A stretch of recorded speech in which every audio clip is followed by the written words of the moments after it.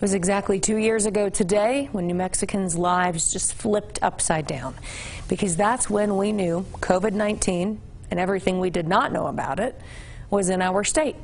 And it's fair to say nobody was prepared for what we've all endured up through now. We have presumptive positive tests for 3 New Mexicans. That simple announcement on March 11th, 2020 continues to have a big impact on our state. The first confirmed cases of what would become known as COVID-19 here in New Mexico. 1 in Bernalillo County, 2 more in Socorro County. The response was quick. I think we're doing everything within our power to make sure that our community and communities within the county are protected and their best interests are concerned and being addressed. Initial plans for testing were put in place. Major events like the Gathering of Nations canceled. It wasn't long before we learned terms like social distancing and flattening the curve as increasing restrictions were put in place. Schools were closed. We're talking about a public health emergency. So in that context, we don't feel that we have a lot of choice.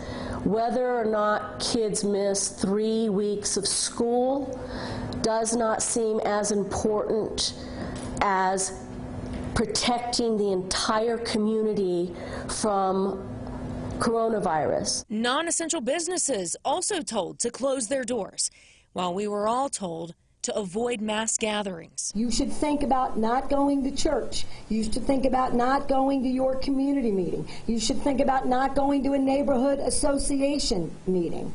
We want to be very clear that if you minimize contact with other human beings, you will help us contain this virus. COVID restrictions were expected to only last a few weeks at most. But as we know now, this pandemic has been ever-changing, and we're still feeling the impacts now. And today, our State Department of Health marked 2 years of the pandemic in New Mexico with another COVID-19 update. COVID's been devastating. We've lost 7,000 people, more than that now, to this deadly virus. But at the same time, I think many of us have learned new things. Many of us have grown. Many of us have changed. Many of us have learned to appreciate when we get it, that time spent with family. That was Acting Health Secretary Dr. David Scrase. He says our COVID situation is improving. Hospitalizations keep dropping, restrictions are easing up, and that includes mask guidelines. They're largely optional for New Mexicans now, including in schools, but that's still not sitting well with some people, especially because studies show masks make a difference in reducing spread. Well, here's what Dr. Scrase had to say about the decision to ease up.